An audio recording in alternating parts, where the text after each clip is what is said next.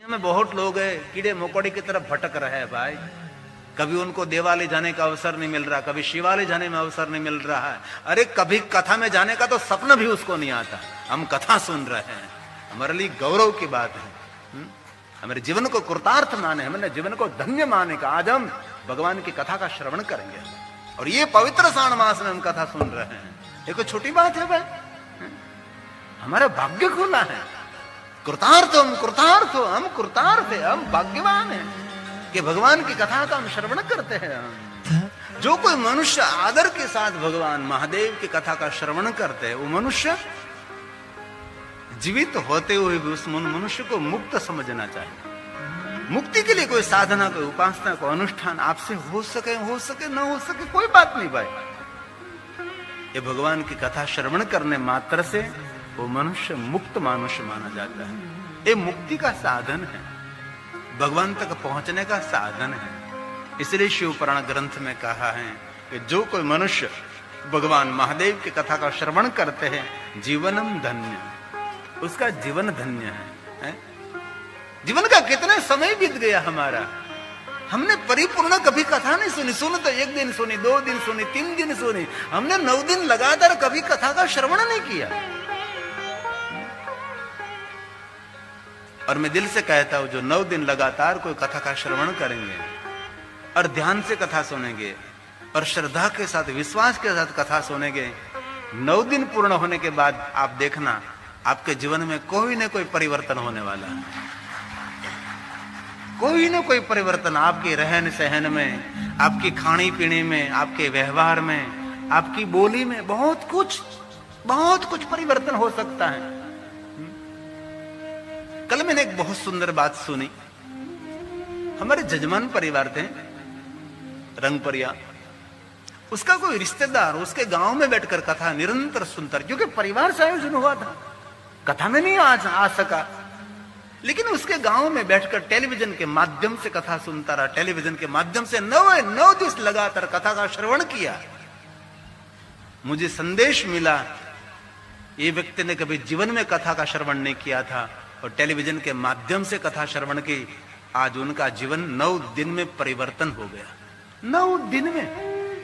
तो मैं ये कह सकता हूं कि टेलीविजन के माध्यम से कथा सुनने से जो जीवन परिवर्तन हो सकता है, तो मेरे सामने बैठकर, कथा स्थल पर बैठकर जो कथा सुनता है, उनके जीवन में बहुत परिवर्तन है, बहुत परिवर्तन हो सके। पहले दिन कुछ भी नहीं होगा। सभी शिव भक्तों को हर हर महादेव, ओम नमः शिवाय।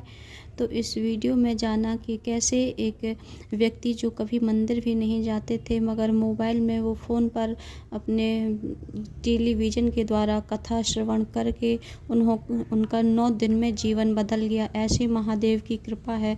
महादेव जिन पर कृपा करते हैं उसका रातों रात जीवन बदल जाता है। तो ऐसे महादेव की भक्ति हमें ज़रूर करनी चाहिए और महादेव की कथा को श्रवण ज़रूर करना चाहिए। तो हम सबको धन्यता किसने? भगवान व्यास ने किया हो। ये सभी शब्द प्रसाद महर्षि व्यास का है। व्यास कौन है? जिसने ग्रंथों की रचना की, ग्रंथों का गायन किया। हम जो कुछ बोल रहे हैं भगवान महर्षि वेद व्यास का ये प्रसाद है। नमोस्तुते व्यास विशाल बुद्धे। कथा का प्रारंभ में क्यों दीप प्रज्वलित करते हैं? उसका संकेत है कि भगवान हमारे हृदय में ज्ञान और विद्या रूपी दीप को प्रज्वलित करे। जय घट भीतर दीपक राम का, ते घट कभी अंधियारे ना हो, तिमिर ना हो।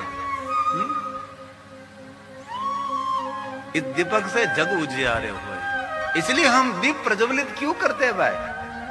परमात्मा को हम कहते हैं कि हमारे हृदय में ज्ञान और विद्या रूपी दीप को प्रज्वलित करे। भगवान व्यास को कहा है दीप प्रज्वलित करे।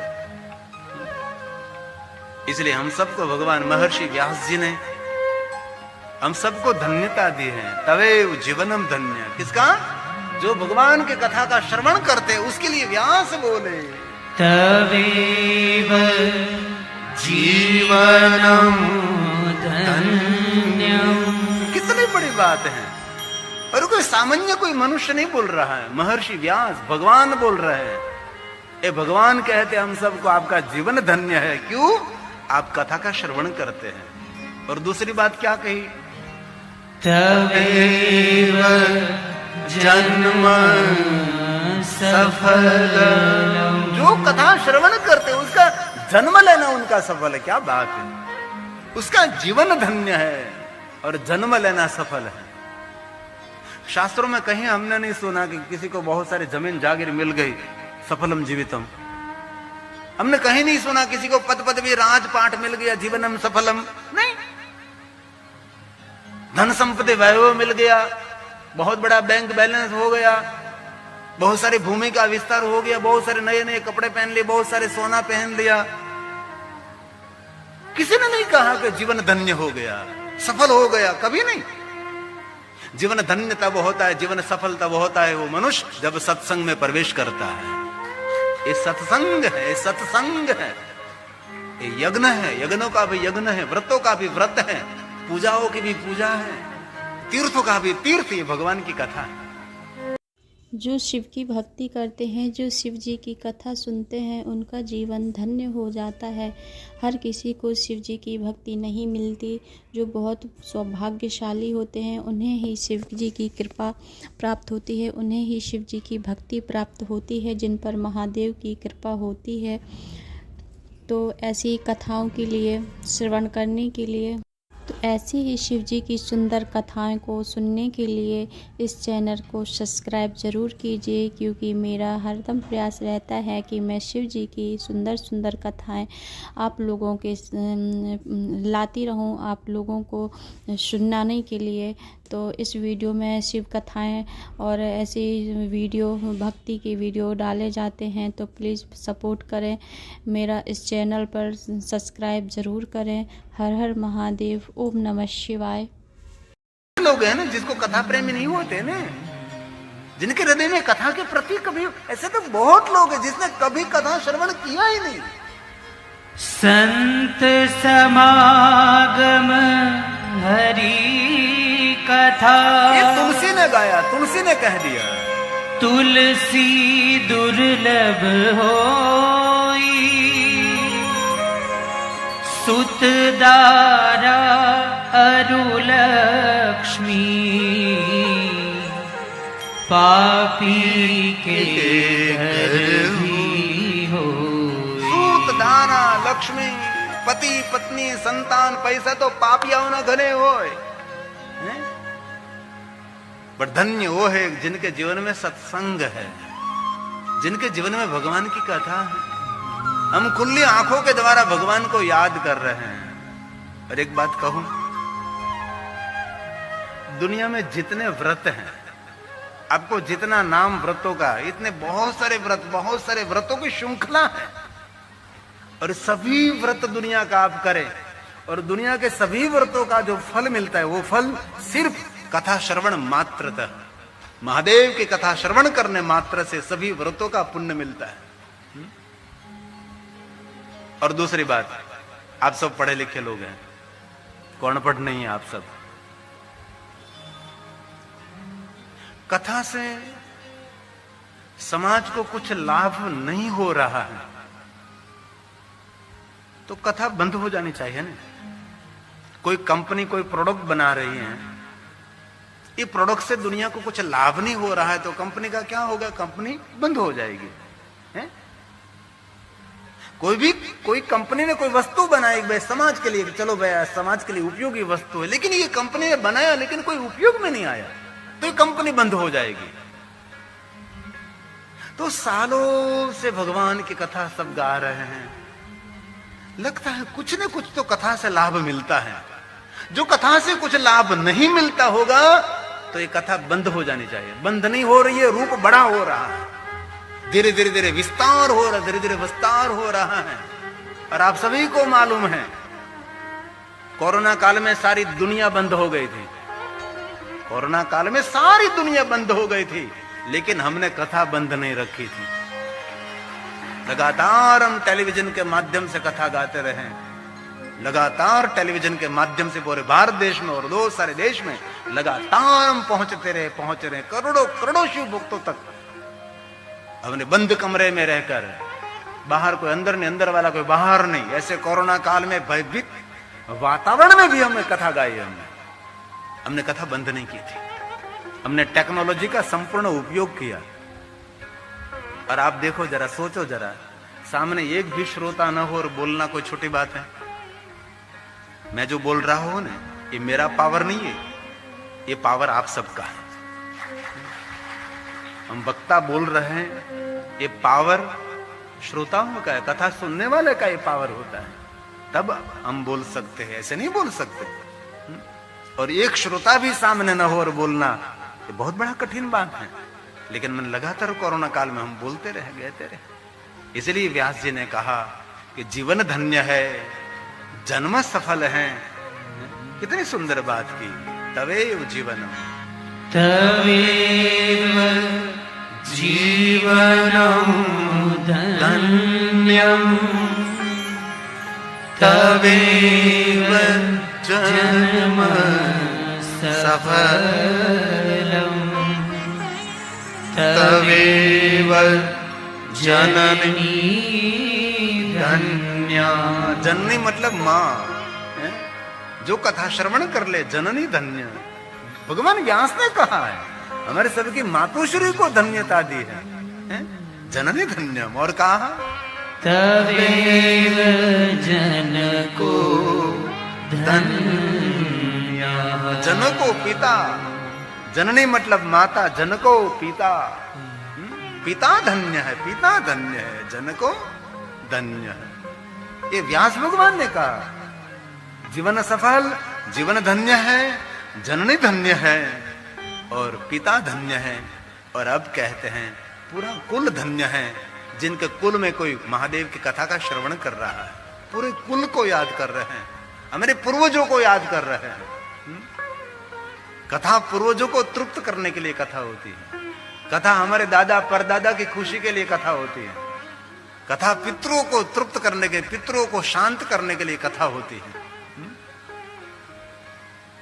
इसलिए कहा है पूरे कुल को धन्य करती है। व्यास भगवान बोले तवेव कुल मृत्युष्टम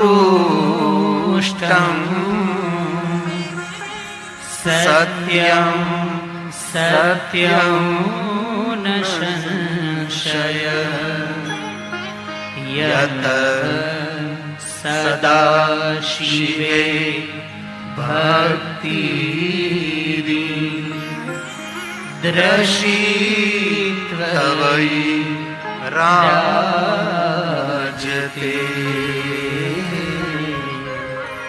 दृशी तवै राजते। कितनी सुंदर बात है। जिनके हृदय में भगवान की कथा है, जिनके हृदय में महादेव की भक्ति है, उनका जीवन धन्य है, उनका जन्म लेना धन्य, उनका जीवन सफल है। जिन लोगों का व्यवहार श्रेष्ठ होता है। हमको कथा क्या देते हैं? कथा हमको सज्जनता देती है, कथा हमको सदाचार देते हैं। और एक बात कहूं, जो उनको श्रेष्ठ जीवन में बनना है ना, कथा उनका प्राण होना चाहिए। कथा हमारा प्राण होना चाहिए। ये भगवान की कथा है, ये आराधना है। आज वृद्ध माता पिता अपने पुत्र के व्यवहार से दुखी हैं। मदिरा पान कर रहा है, जुआ खेल रहा है, और पता लगा कि पुत्र अभक्ष का भक्षण कर रहा है, नहीं खाने जैसा बहुत कुछ खा रहा है। आहार में पवित्रता नहीं, वो मनुष्य कभी अपने मंजिल तक पहुंचता भी नहीं। आहार की पवित्रता, भोजन की पवित्रता जीवन में बहुत श्रेष्ठ माने जाते हैं। हमारी सनातनी परंपरा में हमारा भोजन पवित्र होना चाहिए। हमारा भोजन कैसा होना चाहिए? जो भोजन आपने ठाकुर जी को अर्पण किया है, जिन भोजन पर तुलसी पत्र हो, ऐसा हमारा भोजन होना चाहिए। और एक बात कहूं, आपसे जब तब साधना अनुष्ठान उपासना कुछ भी न हो, अरे किसी की सेवा भी न हो सके, कुछ दान भी न हो सके, लेकिन वर्तमान युग में शुद्ध शाकाहारी रहना वो सबसे बड़ा तप है। उनसे बड़ा कोई तप नहीं, उनसे बड़ी कोई साधना नहीं, उनसे बड़ा कोई अनुष्ठान नहीं है। हमारा आहार पवित्र होना चाहिए। हमारे पेट में जठराग्नि में देव विराजते हैं। भोजन नहीं होना चाहिए, प्रसाद होना चाहिए, प्रसाद।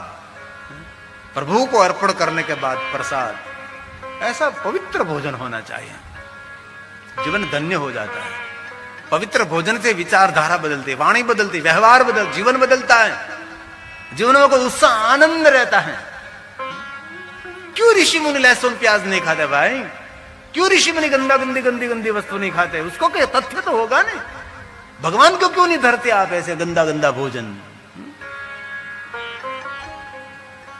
इसलिए कथा सुनकर माला करो, अनुष्ठान उपासना करो न करो, सेवा करो, दान करो, करो न करो, लेकिन कथा सुनकर आज से आहार में पवित्रता होनी चाहिए, तो हमारी ये मेहनत सफल हो जाएगी।